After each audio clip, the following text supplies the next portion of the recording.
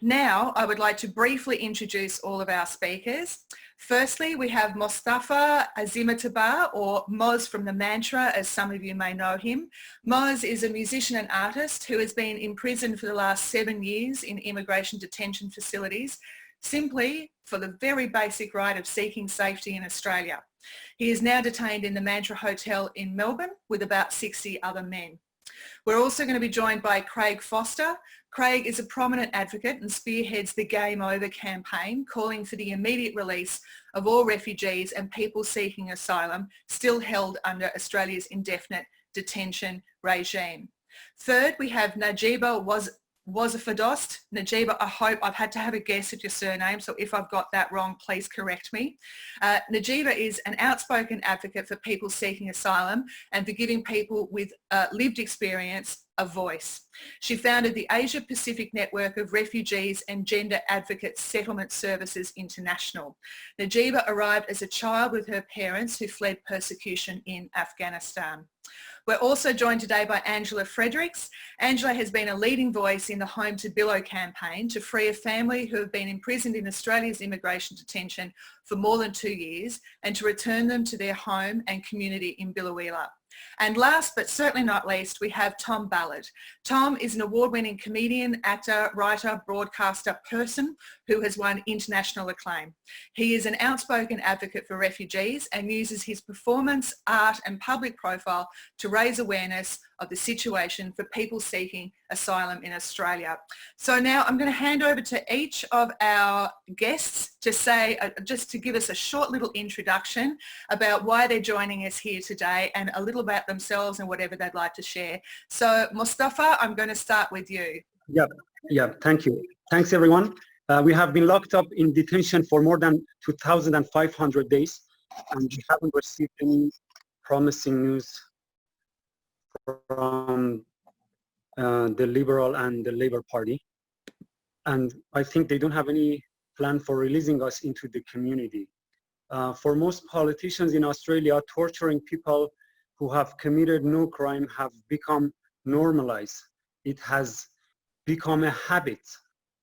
The two major political parties are blaming each other rather than focusing on humanity and focusing and finding a solution. The architects of this cruel policy want to drive fear into the wonderful nation that refugees are bad people. But I am here to tell everyone in Australia that we are people seeking safety and freedom. We are people seeking hope, and we haven't committed any crime. They want you to forget us. We are here. They want to bury us, but you haven't forgotten us, and we thank you, people. Today is World Refugee Day, and my message to these wonderful people, to you wonderful people, is love. Love is my message because I believe that we are born to love and help and respect each other, not to hate each other. After 7 years in detention, I still believe that life is beautiful and the world is beautiful.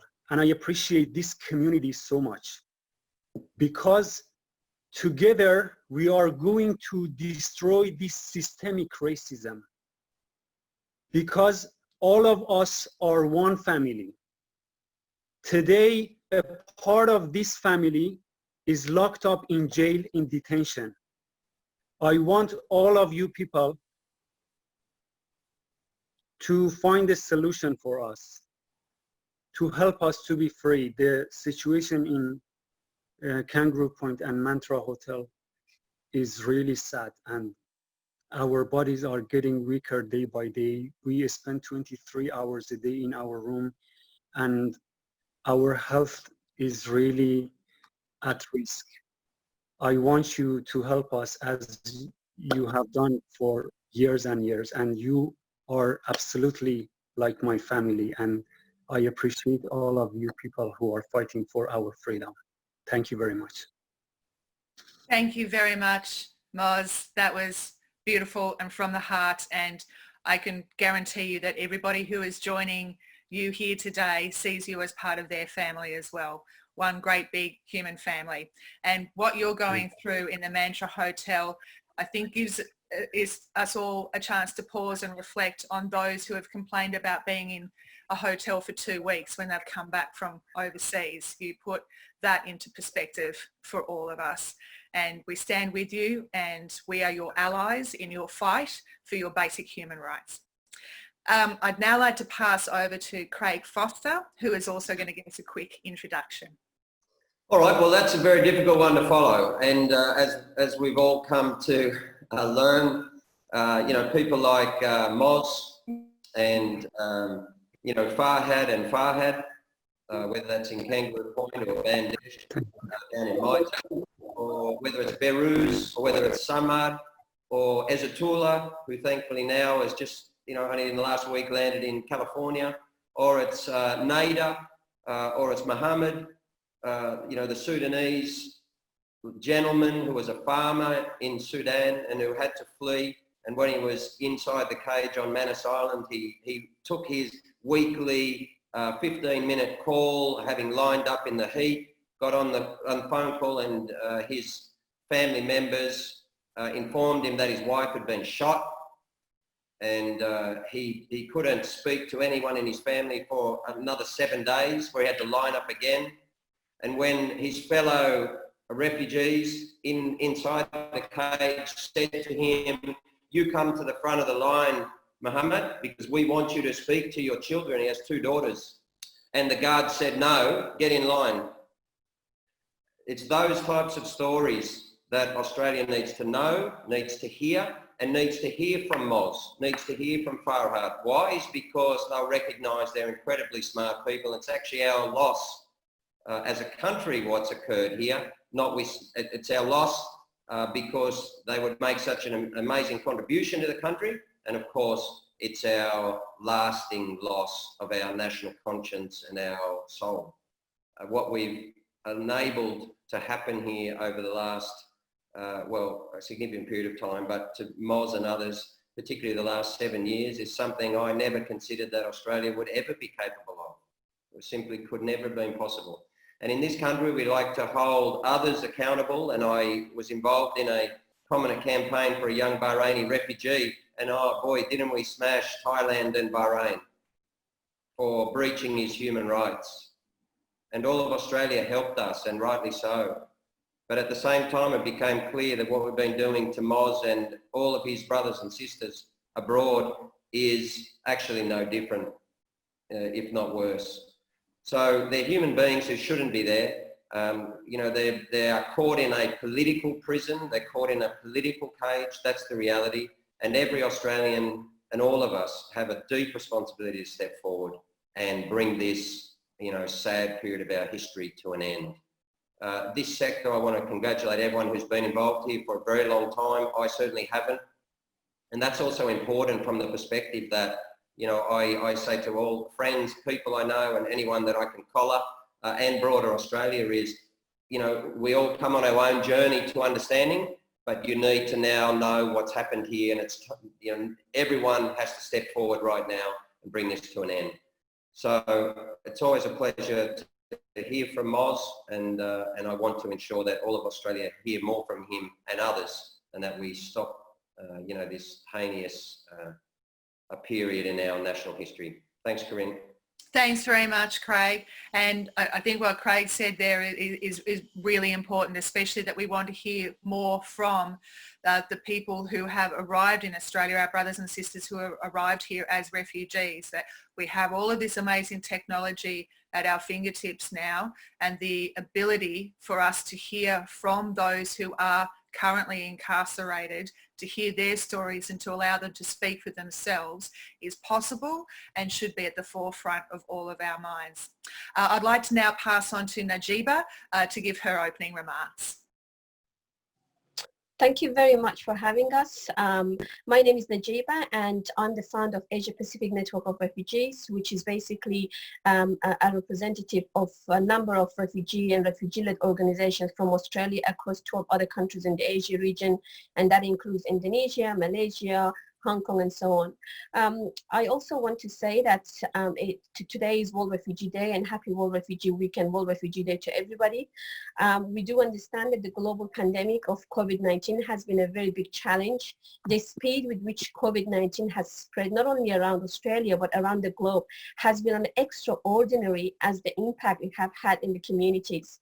This really includes refugee communities, but in very particular ways, from refugees in remote and isolated camps to refugees living in precarious conditions in urban settings, to all of those whose movement has been blocked by the closing borders and increased state controls. Scores of refugees have been significantly affected both by the arrival of the virus and also by government policies implemented in the responses. We've heard, or we are always hearing in the Asia Pacific Network of Refugees, that how refugees have been excluded from the healthcare system. And again, in Australia, we can see that not necessarily our health response is looking at responding to the needs of asylum seekers in particular, or in other hard-hit countries like Iran, that's the same case, or how the shutdown of the economy in countries or in Australia has made previously self-reliant refugees destitute and desperate, and how asylum seekers remain in cramped conditions for the rapid spread of virus. COVID-19 definitely is adding to the insecurity and vulnerabilities of refugees in Australia, but also in many parts of the Asia Pacific countries. Many refugees are facing additional risks and vulnerabilities at this time. And again, that's because of a number of reasons. We are having fewer resources to deal with economic impact of lockdown. You know, we hear about the less access to medical services due to legal status and affordability issues. We always hear about around the less or no access to government services and support. We have less access to reliable local information. This can become very much more worse, or the tension becomes more worse between the local and refugee communities, and it can make people feel very much worse.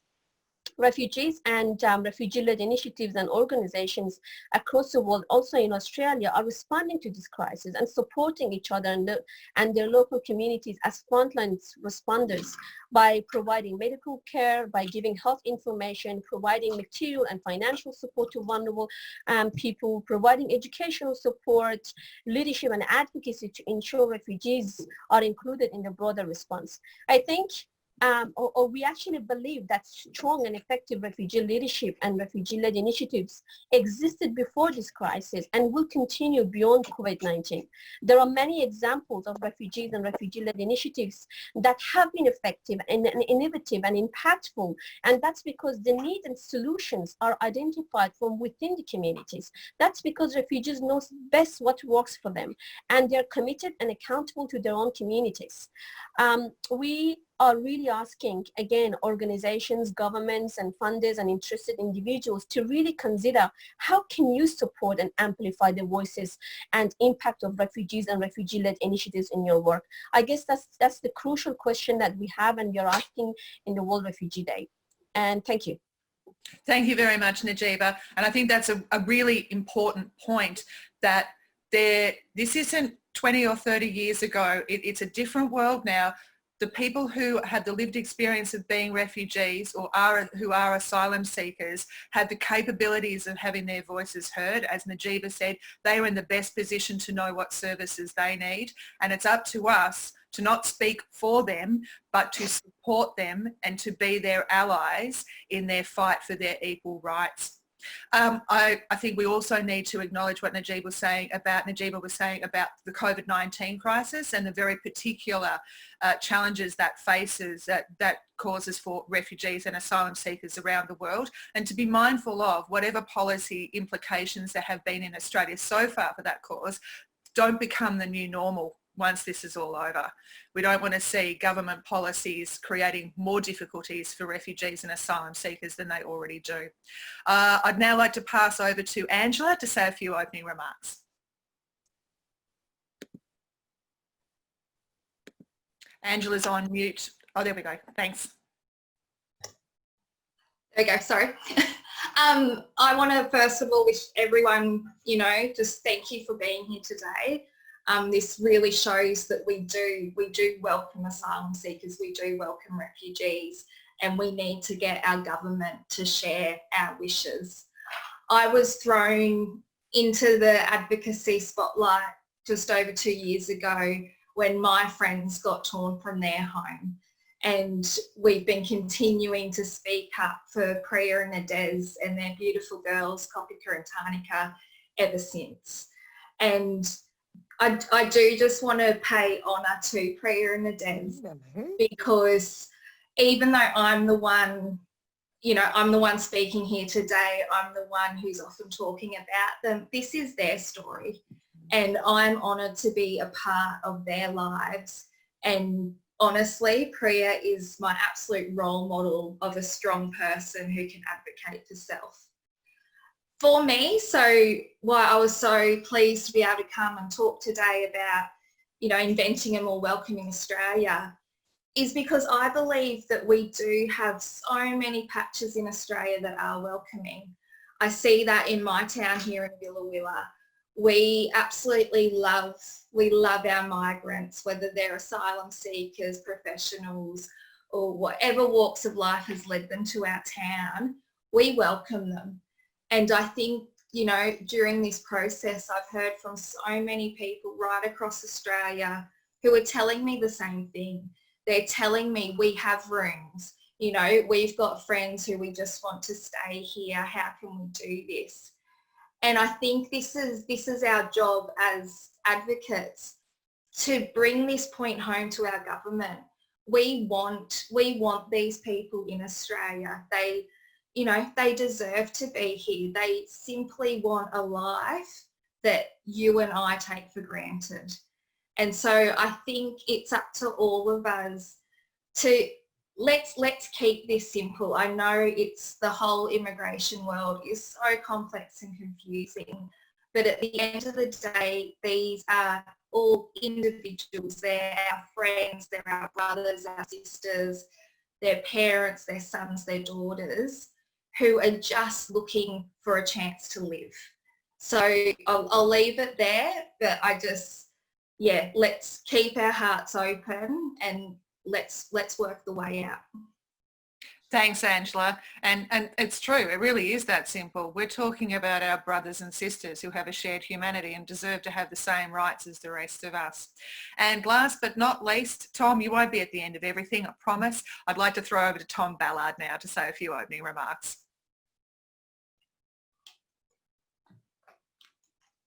The most important and widest voice until the end. I think that's important. I'm honoured to be on this panel. Thank you very much. I do feel somewhat intimidated because, yes, I mean, the people that we've heard from are remarkable people. I'm a comedian. Through my work, I've tried to talk about refugee rights issues and have done what I can to help out the sector where I can, but it's something I opt in and out of. And that is my position and my privilege, I suppose. And through doing that work, I've had the honour of meeting a whole bunch of people within the refugee rights sector who are just heroes, in my opinion. They dedicate a huge amount of time and money and emotional effort into trying to make things better for people seeking asylum. And of course, more importantly, I've met people with lived experience, people who are detained, advocates, the likes of Rise Refugee and lots of people. And I have a friend who is still detained in MITA right now, has been there for a very long time indeed. I'm really looking forward to this discussion. I mean, I would echo what Angela said there. I think it is important for us to recognise the fact that in many respects and in many little tiny ways, Australia is an extraordinarily welcoming place. And we have been in our history as well. Look at the way that the Fraser government responded to the crisis of boats arriving after the Vietnam War, the way Bob Hawke accepted or gave clemency or allowed a lot of Chinese people to stay after the Tiananmen Square massacre. There are these moments in our history where a better Australia has been possible.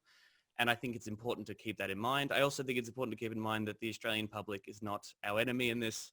I have to believe that the vast majority of people in this country are decent people who want things to be good for everyone. But tragically, we are trapped in this political deadlock where our two major parties have a consensus around the cruelty of offshore immigration detention. You've got Murdoch media stoking a lot of fears and spreading a lot of disinformation about this issue and playing to the worst aspects of our fellow citizens' natures, which is a real issue. And I suppose I just, in terms of making Australia more welcoming, I'm really interested in hearing from folks about reflecting on the refugee rights movement to this point, what is and isn't working. That seems to be a conversation that's been happening in refugee advocacy over the past couple of years that I've been involved. People saying, look, we're trying everything we can here, but we seem to be struggling to get a lot of progress because of this political deadlock, and because at this point there is still no political cost for major parties to run on this very cruel policy platform. So I would like to hear folks' thoughts about things we can learn from other movements, such as the fossil fuel divestment movement. You know, I think a company like Serco really needs to be hit financially. I think that could actually lead to some tangible benefits. Or working, you know, more closely with the union movement as well, which has led to some extraordinary progressive success in Australia's history. We know a lot of the problems. I mean, they're heartbreaking. I'm sure we'll discuss more of them today. We know many of the solutions have been laid out in policy documents from the Refugee Council and the Human Rights Commission. You end mandatory detention, you have community detention, you work on a regional framework so that you stop people getting on boats in the first place, and you affirm human rights. As Angela said, it's relatively simple, but yeah, here we are. So thank you for having me, and I really look forward to chatting to everybody. Thanks very much, Tom. And look, I understand what you're saying about feeling intimidated on this panel, but there is no need to feel intimidated. Everybody who volunteers in this space, and that goes for everybody who is listening now, all you can bring is your own special skills and your own unique experiences and offer those up. And what Tom offers is a really exceptional communication skill and the ability to get across really complex ideas in a funny way. And I'm sure, Tom, that you have changed people's minds through that work, through really intelligent, really funny, really gentle advocacy that gets the point across. So that is our introductions out of the way. I'm now going to host a quick panel discussion with all of our speakers. Of course, the theme today is how can we create a more welcoming Australia? And with that in mind, I'd like to start with you, Najeeba. You pointed out quite rightly in your opening statement that Australian asylum seekers know what's best for them. And as someone who has lived experience yourself of seeking asylum, does welcoming take on different dimensions? Are there certain aspects of welcoming that have greater importance because of the experience of forced displacement? Thank you very much for that question.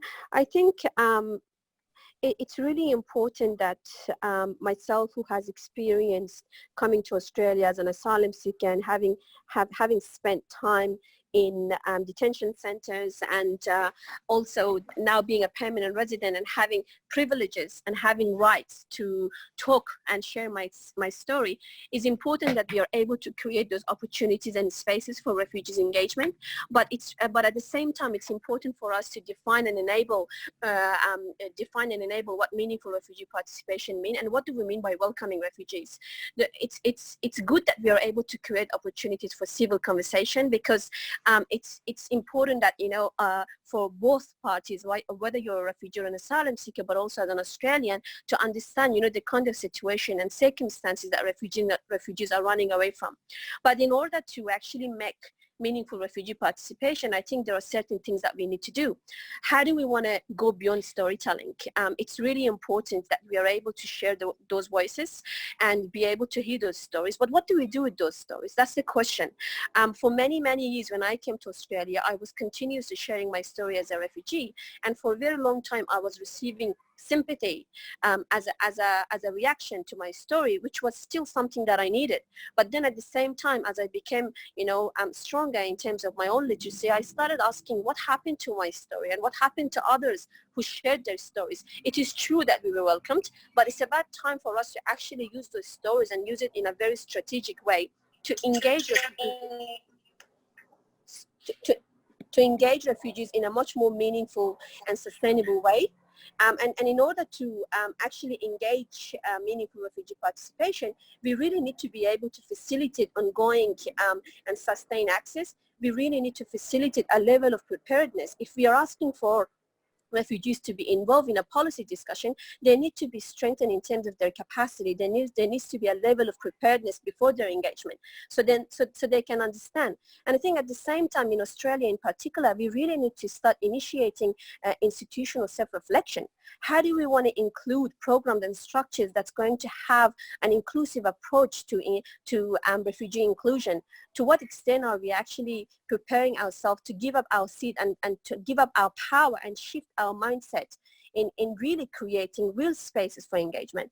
And I think lastly, what's important is to prevent tokenization. I think we really want to ensure that we are not only here to tick a box and say, okay, we've shared our story and we've done our job. No, this is not engagement, and this is not meaningful refugee participation.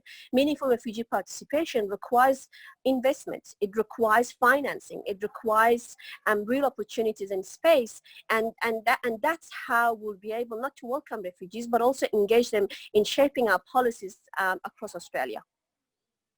Thanks, Najeeba. I think that's a really important point, that we need to have a discussion about what welcoming means. And it's not just about asking an asylum seeker or someone with the lived experience of being a refugee to share their story. And I think we all need to be mindful as well that sharing your story repeatedly can be quite traumatic, and not everybody wants to, and it does take an enormous toll. And it is perhaps time for all of us to think about what those next steps are, and to listen to people such as Najeeba about how we can facilitate those stories and that ability. Najeeba, would you say that education for those who are seeking asylum and those who have a lived experience of being a refugee, education in the Australian political system, in the policies that exist, education and training in how to speak in front of people, are those the kinds of practical skills that would be useful? Definitely. I strongly believe that education is the actual key to empowerment. If we are to enable refugees to enhance on their skills, and also to be able to build the skills and capacity to share their skills, not only their stories, education would be definitely the tool to it. But I think in addition to that, we are again, I would really like to emphasize that how do we dismantle this power dynamic amongst what exists in Australia? Sometimes we come across refugee experts that would really like to speak to the solution, but not necessarily we have enough investment, or we don't have enough resourcing those activities, those initiatives. So then we are able to show refugees not really as storytellers, but again as people that are staying on the front line and doing a lot of things. For example, how do we make sure that we are able to tap into what refugees did in COVID-19? For example, in Asia Pacific Network of Refugees, we've had asylum seeker who was a nurse and basically working 12 hours a shift on a day and trying not to only contribute to the health of the citizens, but also to help the health education of asylum seeker women that were not necessarily captured within our government's response plan. So I think these are the kind of stories that we need to share more around how they've been contributing. I think stories of how they've been struggling and suffering is way so important. This is the evidence to what we do. But then at the same time, we need to show more of their resilience and how they've been surviving, and through their survival, how they've been able to change and impact on the surroundings. In short, it's about empowerment. Definitely. Thanks very much, Najeeba. Moz, can I come to you next as someone with the lived experience of being an asylum seeker, the lived experience of being a refugee, someone who is still incarcerated? What does welcoming mean to you? What do you need from the rest of us to feel welcome, apart from the obvious, which is to be free? Yeah, thank you, Corinne. Some years ago, most of these guys got the refugee status, and we are still locked up inside a cage. And Australia is the only country among the developed world that keep genuine refugee inside detention. And I have seen that many people in Australia, you are like my family, as I said. You welcomed us, the traditional owners of this land, they welcomed us. You are welcoming us. And I feel that I have hope. I have to continue. I never want to lose my hope when I see you are fighting for us. And I think that there is a way that always that we need all to get together and put pressure on this government so that they release us into the community, because you are, as I said, you are like my family, and I want to live with my family. I have been away from my family for 7 years, but I have found a new family. And when you welcome me, I feel that I can heal this trauma, this pain, when I see you are welcoming me. Thanks, Moz. And I think for everyone who keeps in contact with refugees and asylum seekers who are incarcerated and don't have the ability to the luxury and the right to the human contact that the rest of us get to enjoy, what Moz is telling us is that these connections with the outside world, I think this is what you're saying, Moz, is it gives you the strength to keep going. It helps you to keep going. Yes. Yes. You are my hope. And I think also it should be acknowledged that you are also an incredibly resilient person yourself, Moz, and you are the main fighter in your own fight, and you're doing an incredible job. I'm going to move on now to switching between screens. This is it's a whole new different way of facilitating doing it online. My next question is to Angela, also on the theme of welcoming. Angela, how did the Biloela community welcome Priya and Nades and their children when they first came to Biloela?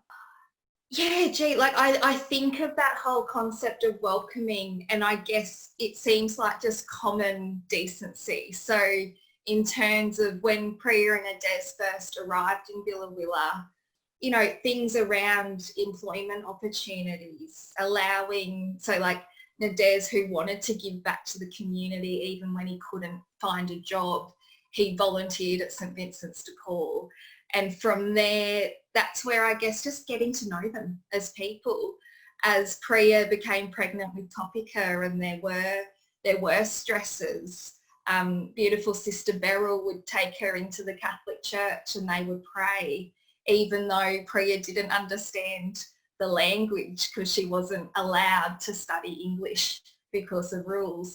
But I think for them, they were able to become interwoven in our community because we actually just got to know them. And from getting to know them, we learnt what they needed, you know, whether it was they, you know, wanted to have people over for dinner, or whether it was, you know, needing health support, or just wanting to, you know, where can we go and pat a snake? Just very basic things. And I think it's listening, as Najeeba says, listening to asylum seekers and refugees and finding out from them what they do need, and then simply honouring that. Angela, did you say where I can go to pat a snake? Did you steer them towards a koala, perhaps? Very much. One of my favourite photos is actually of Nades when he was working as a trolley boy at Woolies, and we had a reptile show come through the shopping centre, and just the grin on his face patting this snake. It just, yeah, that's where that comes from. That's right. And that's a really simple message again, is that welcoming people means getting to know them and getting to know the whole person, their likes, their dislikes, their beliefs, just the whole person, not just their story of being a refugee or an asylum seeker, but the whole person, their hopes for the future, what their children are like, the whole story. Tom, I'm interested in the way you communicate and what you do on stage and what you do as an advocate in this space, because it is quite unique, and especially with your shows. What does welcoming mean to you? And more importantly, how do you challenge the unwelcoming public narrative that seems to dominate the media most of the time? Gosh, I mean, look, my audiences might not be entirely indicative of the broader Australian community. They might be quite a select group of people who might have certain political leanings that are closer to mine and closer to people who are watching this video. But in my entire experience, whenever I've done any joke about the way Australia approaches refugees, welcomes or doesn't welcome refugees rather, or our detention system, I mean, you know, if your punchline's Peter Dutton, instant laugh. If your punchline is this insane system and how scared we are, it's a laugh of recognition, and it's a laugh of people who just know it's nuts, right? Who've seen this issue and these sort of tragedies play out in the news over the past 20 years, if we say since sort of Tampa, grabbed the headlines under Howard specifically, and it feels hopeless, and it feels like this is apparently why Australia works for some reason. So I suppose when you're doing comedy about those kind of issues, people are laughing at the recognition of this real problem that Australia continues to repeat tragically. But I mean, broadly, laughter or the arts is a beautiful way of welcoming people. I think of Songs in the Key of C, which was a record, a musical project that married musicians like Sarah Blasco and Paul Kelly with musicians with lived experience, former detainees, refugees, people who've come to Australia through various refugee programs. I think of that. I think of seeing, refugees be creative. My friend Nasser, who's in MIDA, is an extraordinary painter, taught himself to paint while in detention, and regularly posts and has had exhibits out in the community showing his extraordinary work, which is still incredibly very hopeful for what Australia could be. He still loves Australians because he's been welcomed by people who come to visit him and show him a lot of love, like Maureen, his mum from Ballarat, I think also. So, I mean, yeah, look, the arts, creativity, and through comedy is a beautiful way to find communal moments. And I would hope that anyone who's had lived experience, who's come to one of my comedy shows, seen me talking about that stuff, would feel welcomed within that room and know that there are a lot of people in this country who don't agree with the way we treat refugees. That's the dream. Thanks very much, Tom. Craig, how would you, in the work that you're doing, and I know you say you've only come to this issue in the last few years, but you're still very involved in it. How would you imagine or envision the best possible future for people who are seeking asylum and people who are refugees in Australia? What would that look like to you? What would you like to see? Well, the starting point is to provide everyone with their basic human rights, and that includes under the Refugee Convention, right? And to me, that has to be the basis. And I spend a lot of time talking about that, about how we've breached the human rights of all of these people. And the problem, but that brings a whole host of problems. And Tom rightly before talked about the concentration of media, and that it's a huge problem in Australia that is in many ways certainly polluting this area of Australia's national, policy and what this does to our culture, and it's polluting, I think, parts of even democracy and other things. So it is a big, big challenge. There are many challenges in this field that others don't face, and that is because you have to talk about regional solution, and that's about Australia's place, at least in the region, if not in the world. And that's a big piece for Australia. There also is, there's 2 decades now of this fear mongering.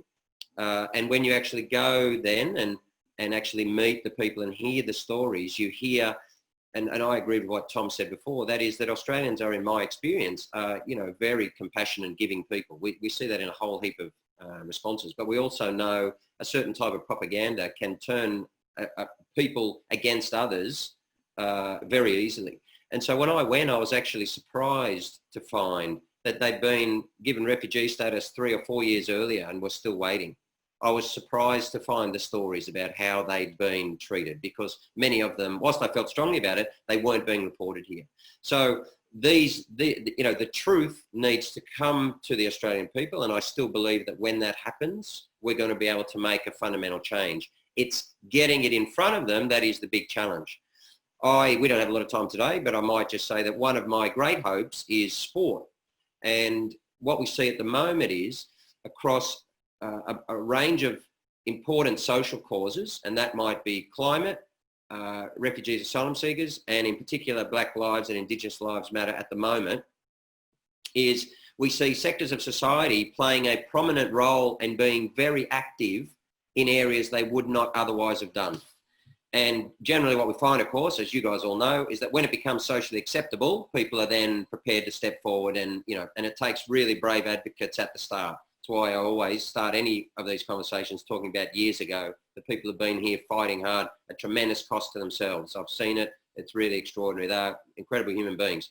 We're in a space now where I think it's starting to turn in that direction, and I do believe that we can make the change that Australia needs. Why do we all feel so strongly about it? It's not just because, you know, from human being to human being, but it's also because of what it means for the country. And what Australia does, you know, it rebounds or it amplifies out to the world. And we know that some of these policies have been looked at by other countries. You know, this is an increasing issue globally, and particularly in relation to climate and other things, displacement of people. And we certainly cannot have the world using Australia's, you know, regime of mistreatment of people being utilised as some type of model of what's going to happen, or, you know, the world's going to be in a really bad place. So we actually have a responsibility as a country to overcome this for our benefit and for the people, you know, the rest of the people of the world. So I think sport, so what I'm saying in the Black Lives Matters movement, I think it's been really interesting to see athletes and sports have to step up and actually become advocates in a space where they would have seen as political. What we say is just human rights. So it's apolitical. Doesn't matter who the government is here. What we're seeing is increasing business activism in Australia. You know, people like Mike Cannon-Brookes, who, you know, is a good dude. And what he's saying is, you know, we have this certain purpose as a company, and, you know, we believe in these planetary issues, but also treatment of our staff and our supply chain and all these things. And that's actually important to us. And we are absolutely comfortable in speaking about that in public. In fact, speaking aggressively, and even, if you like, being highly critical of the government and the Prime Minister. And I think that's a very positive step forward. So business is finding its voice. Sport as yet hasn't found its voice. It did in Indigenous lives, Black Lives Matter, and I think it needs to do here. My game is filled by refugees and asylum seekers. And so this cognitive dissonance of saying, well, they're all our teammates, but then we turn a blind eye to what's happening over here, I just don't believe is possible. But I understand, you know, in this area, sport has been very far too and improperly reluctant to actually get involved. It has a social responsibility to say, this is the type of country we are, and sport has to support this. And by definition, it must speak out against, you know, human rights abuse that its own country is perpetrating on innocent people who have actually been already given refugee status. So I have big hope for sport. I think that's turned in Black Lives Matter, and part of my role in the next couple of years is to consolidate that and put some structure around it so that sport can start to be A, obligated, and B, more comfortable, and C, more skilled at advocating on these social issues. Thanks, Craig. And I think a number of really important points out of there. Human rights are apolitical. Doesn't matter who's in power, whether it's Labor or Liberal, human rights are apolitical, and we expect both parties and all the minor parties to deliver an equal access to human rights for all people. And two, with sport, like Craig pointed out, it's a multifaceted approach. It's about those who are playing sport, those who have the biggest voices, using those voices as allies for asylum seekers and those with the lived experience of being a refugee, and also then allowing those people who are playing sport, and there are a number, as Craig said, at a very high level in sport, who have that lived experience, who already have a voice, and making sure that the rest of the community hears that as well. Now, I'm going to put one more question to the audience. While I'm doing that, if you've got a question you would like to ask, let me just see whether, now that I've said that, let me have a look at our timeline. Yeah, look, we could probably take one question from the audience if we've got time for it. I also just want a quick shout out. I'm not going to use your name because I don't know what your situation is, but a big shout out back from all of us to our friend joining us from the Kangaroo Point Hotel in Brisbane, who is there today. Hello from everybody. Okay, so Oh, now here's a good question that we've got from Marion from Grandmothers for Refugees, which fits into the question I was going to ask. If we want the refugee issue to be apolitical, do we need to have a Bill of Rights? And what can we do to make that possible? Great. We can keep going anyway, but I'll just comment quickly to say that it's something that we absolutely need. You know, this has shown it. Indigenous lives matter, if you like, has shown it. And so many of these social issues, of course, have you know, communities of wonderful advocates like everyone on this call, you know, fighting for that issue, but too rarely actually coming together and then saying, well, actually, we just need some parent, you know, we need some parent protection here for, you know, every human being across the country.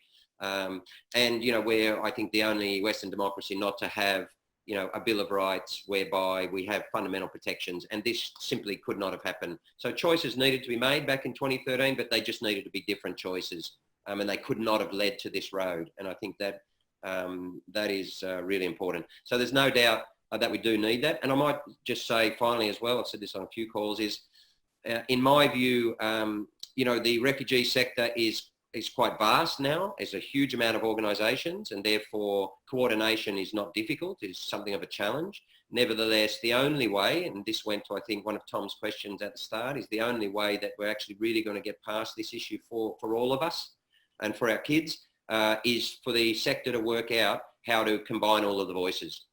And there's many challenges to that. You know, you've got Angela doing incredible work for the Biloela kids. I mean, what an absolute disgrace. And then you've got the guys offshore, and then you've got the guys onshore. And okay, so, but we've got incredible advocates.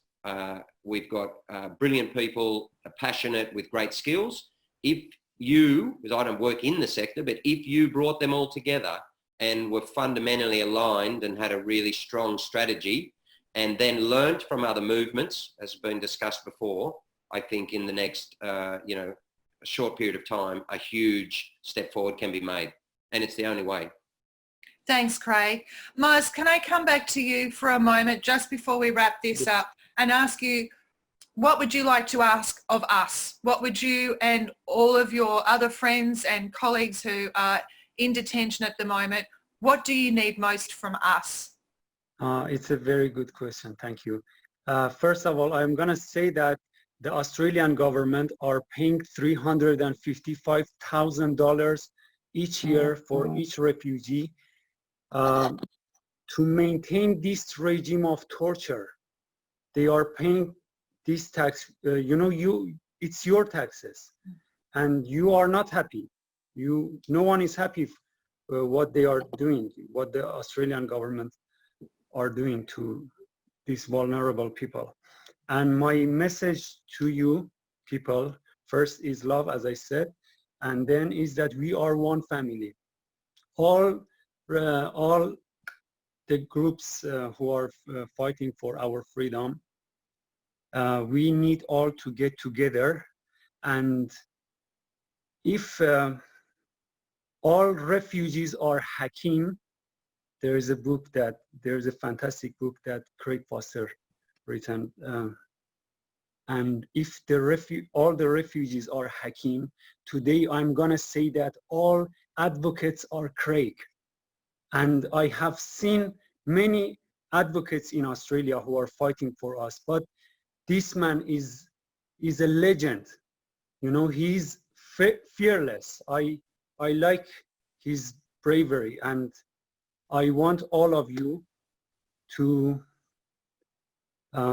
ask him to be like a leader for this great movement. And I said before that, I really appreciate this community because we need all together destroy this systemic racism together. Thank you very much. Thank you, Moz. So the message there is be brave, be resilient, keep up your hope. Whilst everybody's holding up their signs, I'd like to take this opportunity to thank all of our speakers as well. Craig, Najeeba, Tom, Angela and Moz. I wish we could have spent far more time speaking to all of you. I could have picked your brains, each of you, for hours on end. I was looking at people who are protesting for us outside the window and people who are coming to visit us, and they waved at me. I waved at them, and then the inspiration came. I said, I'm looking at you from the window. I want to tell you I love you. And then I said, it's going to be a very catchy song. Yeah, and my friend Jim Mugini from Midnight Oil, when I sent it to him, he really loved it and said it's very catchy, but not like the virus. And yeah, I feel lots of positivity when I can see these beautiful souls, because I feel that I can heal this trauma when I see you, when I talk with you. I sense your presence. I feel strength. You give me power when I talk with you people. I really, I'm very happy about it. And enjoy, this is your song.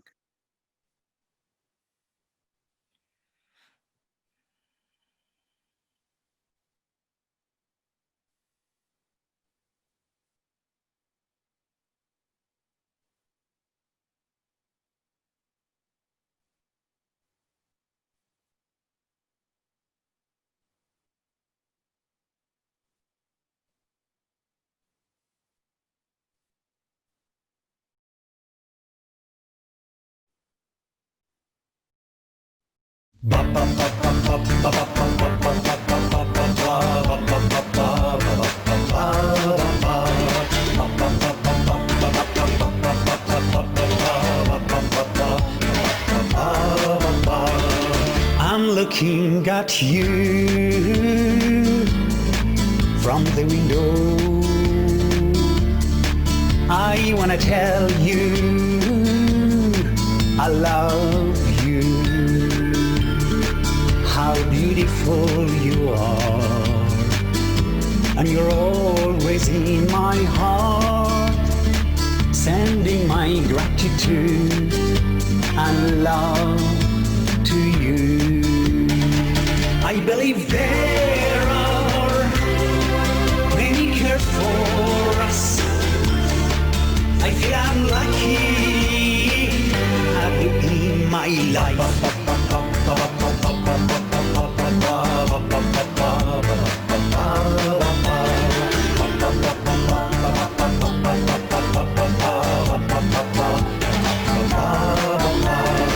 I've been through many difficulties, I have seen unimaginable things, but that suffering provided me the opportunity to meet some wonderful, caring people who saved my life and helped me to be alive. I want to say thank you for all your favor and goodness.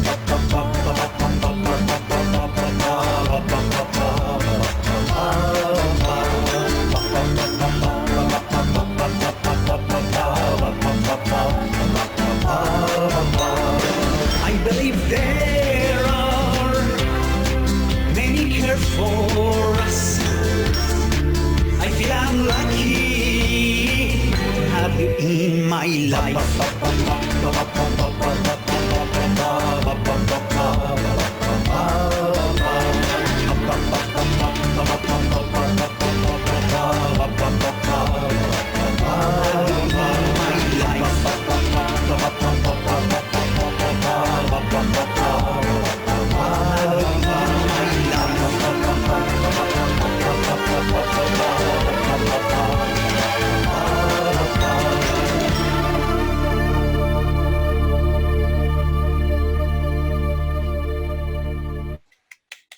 Thanks, everyone. We'll do the yay, lots of hand clapping, hand waving Yeah. for all of you on. Unmute everyone. Hey, woohoo! That's lovely. So touching. Well done. That was wonderful, Moz. Thank you so much. And again, thank you to all of our panelists. If you could all give us a wave. I think Najeeba's connection may have dropped out, but on behalf of Najeeba as well, thank you to Najeeba as well, even though she's not here to wave goodbye herself. Thank you. Thank you to Tom, Angela, Craig, Najeeba, all of the organisers at ARAD.